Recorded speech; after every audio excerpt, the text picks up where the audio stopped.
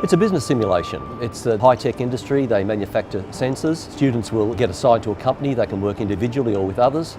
And they start off running a business over 1 year, and then they can develop it up to 8 years, and they compete against another 4 other computer simulated companies in the same industry. For years and years I use case studies, but you get the case, you open it up, you read it. It's kind of like it's static. It doesn't move anywhere from what you've got. Sometimes I'll get students to go in and update the case online, but that got a little bit messy as well.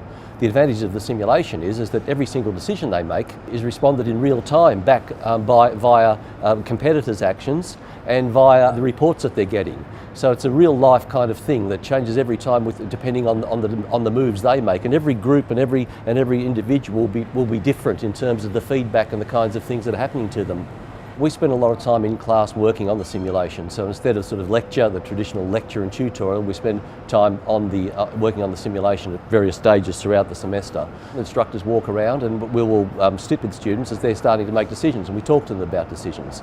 We use that as an opportunity as not just to kind of talk about the simulation, but also to link that simulated experience into real world experience.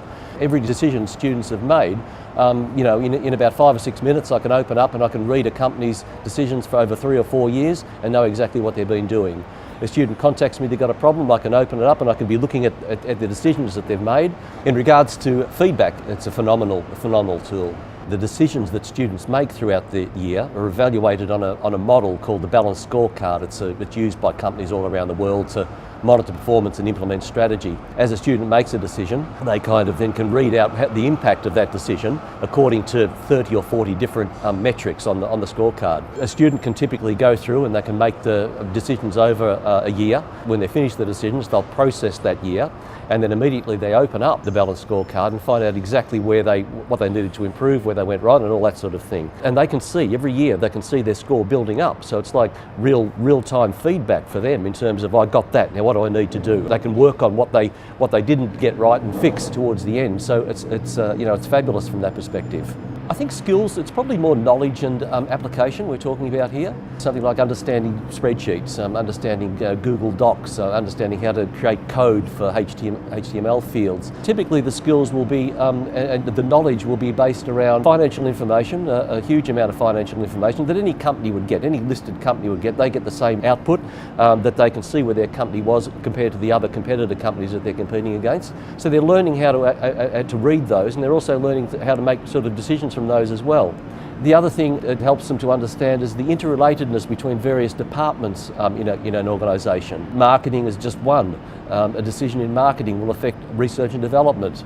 A decision in marketing will also affect production and have financial implications. Rather than just going in and here I am at my first day and what I'm doing now is an isolated thing. Well, it's not. Every single person in an organisation, the efforts somehow or other seep through into all other aspects of the organisation. They can get a good appreciation of that. It typically takes around about 1 semester for somebody to get comfortable with it. Once the lecturer has mastered the principles and understands it a little bit, it then becomes really exciting and fun, because when you go into that classroom, you've got things coming at you from every angle. It keeps you alive and alert.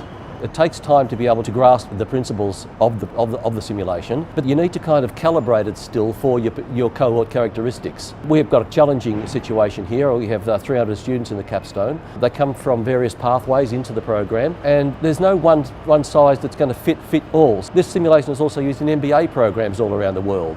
It's used in executive development training, and I'm using it in an undergraduate course. So it's a kind of trying to find out that balance between where they're at and the potential of the simulation and something that's going to work across the whole cohort. The other thing is that a lot of simulations out there, and some of them are good and some of them not. I spent a lot of time vetting this one. It was first started in 1985 for executive development and training, and then it sort of worked its way into education later on. So it's important to, I think, recognise that these things are out there and they're great, but you really need to be discerning in terms of what it is you actually want to use it for, and whether it's going to be do what you really want it to do. It's actually used in workplaces now. It's quite possible that students, if they do work in a large company, will experience this simulation throughout their career. So the authenticity is there. Proximity, well, it isn't in an organisation. I mean, if we want to say at the highest level of proximity, it's like I'm in the workplace now and I'm sitting alongside somebody who's doing the job. We're not there. we're very close to it. In regards to the authenticity proximity matrix, it's high on authenticity and it's moving well towards the high on proximity.